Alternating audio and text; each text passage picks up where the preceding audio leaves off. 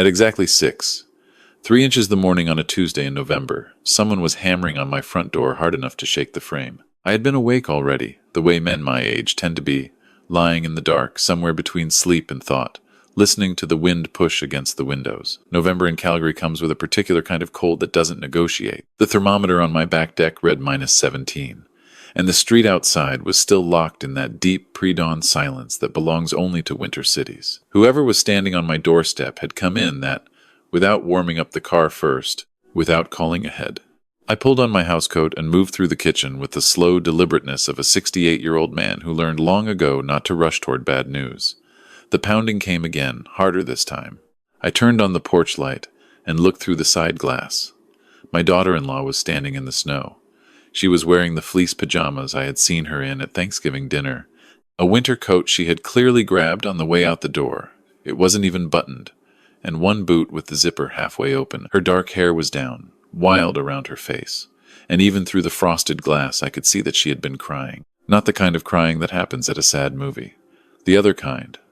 I opened the door and the cold came in around her like a living thing. "Dad," she said, and her voice was barely holding together. "Please don't go into the office today. Please." I had known my daughter-in-law for 6 years. She was the kind of woman who never raised her voice in a room, who sent thank-you notes by hand, who had driven 4 hours in a blizzard to be at my wife's bedside during her last week. She was not a woman who panicked. She was not a woman who showed up on doorsteps at 6 in the morning with her coat half on and snow on her socks, unless something had broken loose that couldn't be put back. "Come inside," I said. She shook her head. "I can't stay. My husband doesn't know I left. I heard him on the phone last night. He was talking to someone, Dad. And I don't know exactly what he's planning, but something is going to happen today if you go to that office. I know it." My husband. My eldest son, Nathan. I stood there in the doorway with the cold cutting through my housecoat, and I looked at this woman who had chosen my family when she had no obligation to, and I saw that she was terrified of what she was doing it anyway. "My daughter-in-law," I said carefully. "What did you hear?" "He said your name." He said the site. He said, "If it all goes the way it's supposed to, by tonight it'll be handled." She gripped both my hands and her fingers were frozen through. "I don't know what that means, but Dad, please, just today. Just stay home." I had built Mackenzie Home Renovations from a single truck and a second mortgage on this house into a company with 82 employees and contracts across southern Alberta. I had survived recessions and supply chain disasters and a winter that buried 3 of our active projects in 4 feet of snow for 6 weeks. I had made hundreds of decisions based on instinct and incomplete information, and most of them had turned out to be right. I looked at my daughter-in-law, shaking in my doorway at 6 in the morning in the dark, and I made another one. "All right," I said. "I'll stay." The relief that moved across her face was so raw it almost hurt to look at. She squeezed my hands and then released them and stepped back into the cold. "Don't tell him I was here," she said. "Please." "I won't." I watched her walk back to her car, which she had parked half a block away so Nathan wouldn't hear the engine from their house across the neighborhood. I thought about that detail for a long time after I closed the door. She had parked half a block away. She had thought it through. She had planned it. I called my office manager, Patricia, at 7:15, and told her I wasn't feeling well. Patricia had been with me for 18 years and had never heard me call in sick in her life. There was a pause on the line that I understood completely. "Should I reschedule the WorkSafe BC appointment?" she asked. "No," I said, because I didn't know what I was doing yet. Let it run as scheduled. I sat at my kitchen table with a mug of coffee and watched the neighborhood wake up, lights coming on in windows, cars warming up in driveways, the snowplow working its way down the far end of the street, and I thought about my eldest son. Nathan was 41 years old, and he had worked in the business since he was 24. He knew every subcontractor in the Calgary market, every site foreman, every supplier relationship we had spent 3 decades building. He was vice president of operations, and he had earned that title legitimately, through years of early mornings and difficult decisions and the kind of relentless drive that I recognized because I had it once myself. He was also, I knew, a man who had never fully let go of a particular wound that went back years. The knock at my back door came at 9:20. I knew who it was before I stood up. Nathan was dressed the way he always dressed when he came to the office on inspection days, clean work pants, a Mackenzie Renovations fleece, steel-toed boots. He looked like his grandfather, which I had always taken a quiet pride in. But something about his eyes that morning was off in a way I couldn't immediately name. He was watching me with an attention that was just slightly too careful for a son stopping by to check on a sick father. You should have called, I said. I was going to call you. Patricia told me you weren't coming in. He stepped into the kitchen and stood near the island, hands in his pockets. The WorkSafe BC inspector is coming at 11. You're supposed to sign off on the Riverside safety audit. You can handle it. You've done it 100 times. Dad, this is a full site inspection. They specifically asked for the owner of record to be present. I watched his face very carefully. Is that what they said? A small hesitation. Barely there. But I had been reading Nathan's face for 40 years and I caught it. That's standard procedure, he said. You know how the province is about this. I'll call them directly and explain I'm under the weather. They'll reschedule. Something moved behind his eyes. Not concern, not frustration. Something colder than either of those. He looked at his phone, then back at me. Are you sure you're all right, Dad? You look fine to me. Tired, I said. Just tired. You handle the Riverside site today. I trust you. I watched those words land on him. I couldn't tell what they cost him. Okay, he said after a moment. I'll keep you updated. He left through the back. I stood at the kitchen window and watched him walk to his truck. He sat in it without moving for almost 3 minutes before he drove away. I put my phone on the kitchen table and waited. The call came at 11:47. It was Patricia, and I could hear chaos behind her voice before she said a single word: sirens, raised voices, the specific kind of crowd noise that gathers around something terrible. Robert. She almost never called me by my first name. There's been an accident at Riverside. The scaffolding on the east face came down. 2 workers are hurt. Kevin Park is still on site. He's talking to the paramedics. But one of the workers, Dimitri, they're saying it might be serious. I was already moving toward my jacket. I'm coming. The Riverside project was a 5-story condo conversion in Beltline, the kind of job that had kept us busy for the better part of a year. When I pulled up, the ambulances were already gone, and 3 fire department vehicles remained. Yellow tape was everywhere. A news van from Global Calgary was parked across the street with a reporter doing a stand-up facing the building. A WorkSafe BC officer met me at the tape. Are you the owner of record? She asked. Robert Mackenzie. Yes. We've received information suggesting this accident resulted from equipment that did not meet provincial standards. Specifically, the scaffold bracing components on the east face were flagged internally as substandard in a safety report filed last month. We have documentation indicating those components were approved for use by company management. I went very still. Approved by who? By you, sir. We have a signed memorandum. The rest of that afternoon happened in pieces that I still struggle to arrange into a coherent sequence. A second WorkSafe BC officer. A Calgary Police Service detective named Lauren who had the patient, measured manner of someone who had done this many times. My office, which suddenly felt like a room I had never been in before, despite the fact that I had spent 32 years inside it. The documents were in my filing cabinet. A safety audit override signed with my signature, authorizing the substitution of non-compliant scaffold bracing to reduce materials costs by 22%. An internal email from my account instructing our procurement manager to source cheaper components from a supplier I had never heard of. A revised budget approval, cutting the Riverside safety allocation by $31,000. I had never seen any of them before in my life. Mr. Mackenzie, Detective Lauren said, spreading the papers across my desk with gloved hands. Can you explain these documents? I can explain them, I said. I didn't sign them. Someone forged them. The detective's expression did not change. That's a serious claim. These signatures match your authenticated samples. Then whoever did this had access to high-resolution copies of my signature, which means they had access to legitimate contracts. I looked at the email on his tablet, and they had access to my company email account, which means they know my password or they had someone who did. Detective Lauren looked at me for a long moment. Do you have someone in mind? I thought about my daughter-in-law standing in the snow at 3 inches the morning with her coat half open and snow on her socks. I thought about Nathan sitting in his truck for 3 minutes before he drove away. I couldn't say his name out loud. Not yet. Not like this. Before I could answer, the office door opened. My daughter-in-law was standing in the doorway. She was carrying a laptop case and a manila folder pressed flat against her chest, and she was breathing hard, like she had been running. She looked at me and then at the detective, and she said, I'm sorry I'm late. Detective Lauren straightened. Ma'am, this is an active investigation. I'm going to need you to. My name is Jennifer Mackenzie. I'm a certified forensic accountant. with Patterson and Lowe, and I'm also married to the senior VP of this company. She set the laptop on my desk and opened it before anyone could stop her. Whoever told you those documents are authentic is wrong, and I can prove it in about 10 minutes. The silence that followed was the kind that rearranges things permanently. Jennifer spread the folder open across the desk beside the detective's document. She was different from the woman who had come to my door that morning, composed, precise, moving through the information with the practiced calm of someone who worked with fraudulent records for a living. I realized, not for the first time, that I had underestimated how much she had been paying attention all these years. These purchase orders, she said, pointing, were processed through Mackenzie's dormant subsidiary account, the one set up for a joint venture in 2019 that never moved forward. Robert hasn't accessed that account in over 4 years. I can pull the access logs. She turned the laptop toward Detective Lauren and walked him through it screen by screen.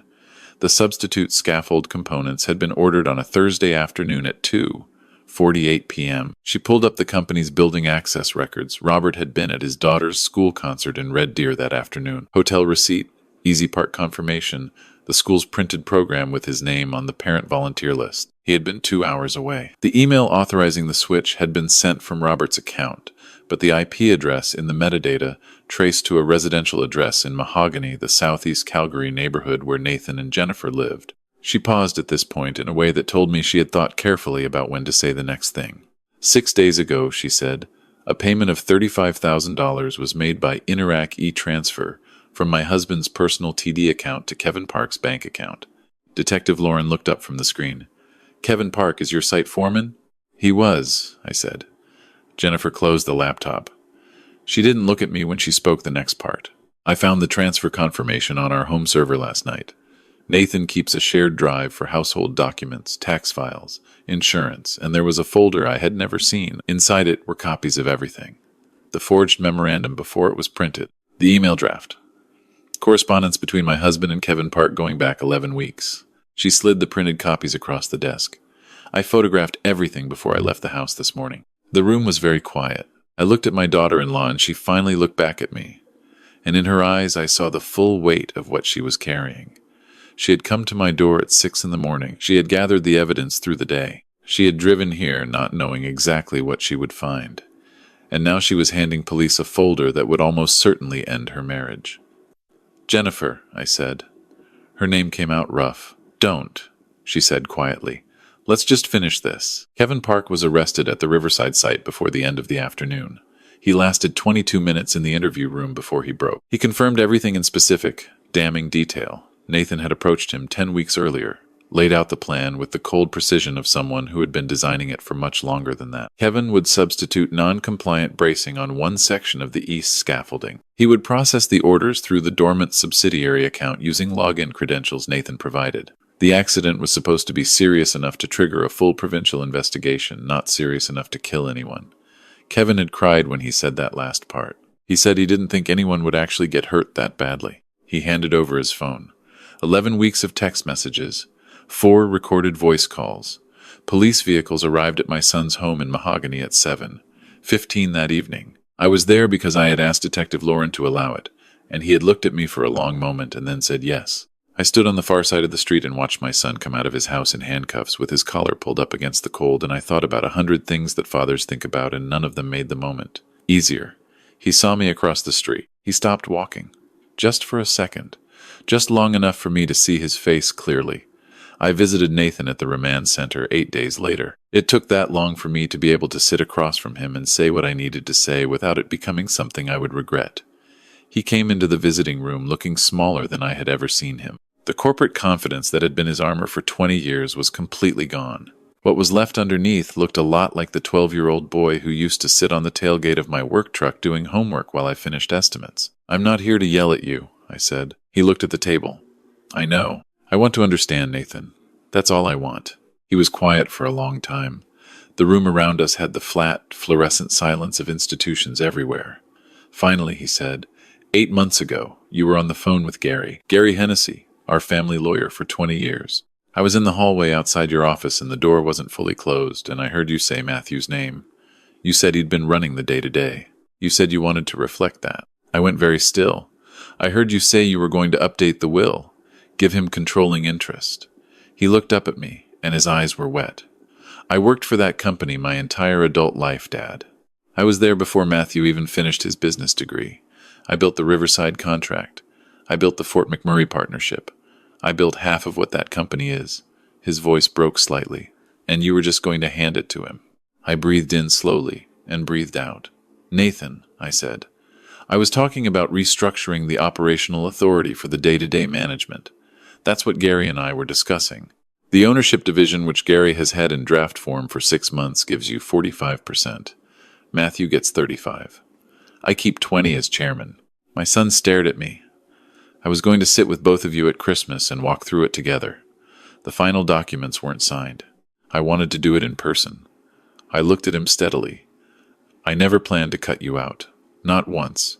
Not for a single day of your life." The sound he made was not quite a word. He put his face in his hands. I sat there and let him fall apart for a moment, because there are times when the most decent thing a father can do is not look away. "I destroyed everything," he said, from behind his hands. "You made a choice. A terrible one. And people got hurt because of it." I waited until he looked up. "Dimitri's going to walk with a limp for the rest of his life. That's real, Nathan. That doesn't go away because you regret it. I know, but I'm going to tell you something, and I need you to actually hear it." I leaned forward slightly. "I failed you too. Not in the way you thought, but I failed you. I made decisions about your future without ever talking to you. I assumed you knew where you stood with me, and I was wrong to assume that. A father doesn't get to decide how loved his son feels. You needed to hear it from me, and I didn't say it clearly enough." Nathan looked at me for a long time. "It doesn't make what I did okay." "No," I said. "It doesn't. I could have just asked you." "Yes, you could have." He was sentenced 4 months later. The Court of King's Bench judge in Calgary was methodical and precise.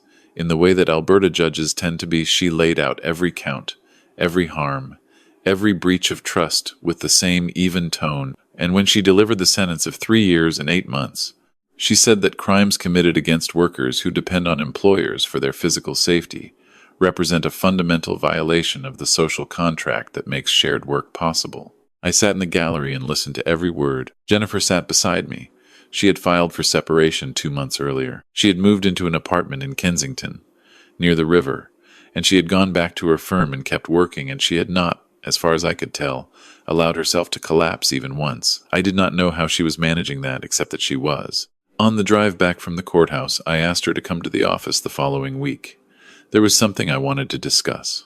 6 weeks after the sentencing, I sat at my desk on a Friday afternoon in March while the last of the winter light came through the south-facing window and the city below was beginning to show the tentative first signs of thaw. My lawyer Gary was across from me, along with my younger son Matthew, who had been running the company through the entire ordeal with a steadiness that had surprised and moved me deeply, and Jennifer, who had driven over from her office in her work coat with a coffee she had barely touched. Gary walked through the revised structure document.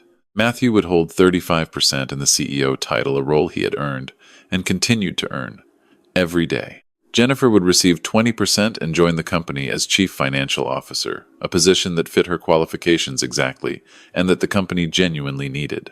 I would retain 45% as Chairman and Founder, and per the terms we had discussed, Nathan's originally intended share would be held in trust under specific conditions relating to his release and demonstrated rehabilitation. I had not removed my son from the document entirely. I had not been able to. Matthew looked at me when Gary finished reading. "Dad, are you sure about Jennifer's portion?" "She didn't have to. She saved 2 men's lives," I said. "She saved my company. She saved my name. I looked at my daughter-in-law, and she did it at the cost of everything she had built for herself." "Yes, I'm sure." Jennifer looked down at the document. She was quiet for a moment. "I don't need this, Robert."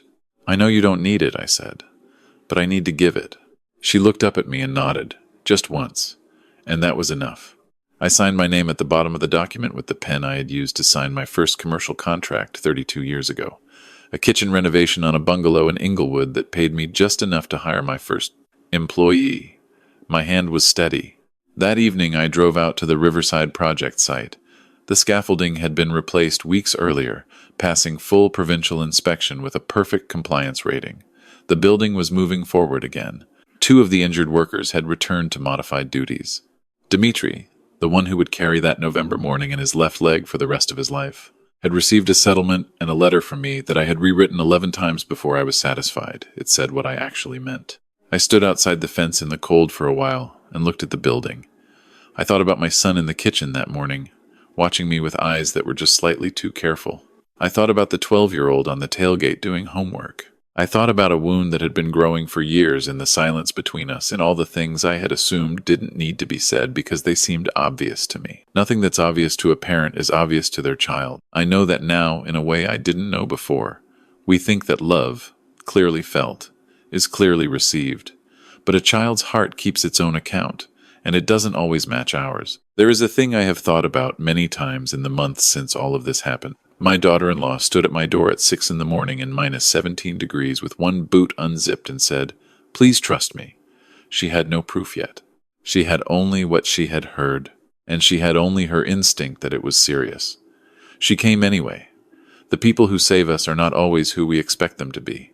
Sometimes they married into the family. Sometimes they stand in the cold without being asked. Sometimes the most profound act of loyalty comes from someone who had every reason to stay out of it and chose not to.